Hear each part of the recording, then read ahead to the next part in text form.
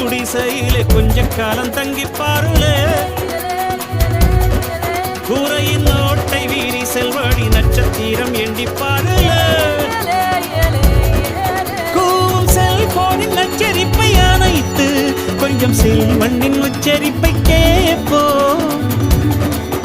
வெறும் காலில் செருப்பின்று நடந்து மண்ணோடு பேசிக்கொண்டு போவோம் மடலைகளாவோ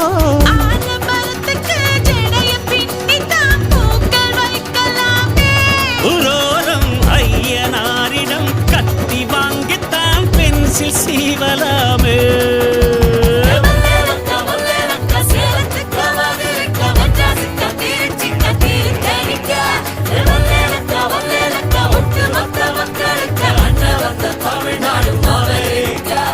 காவிரி யாரும் கை குத்தல் அரிசியும் மறந்து போ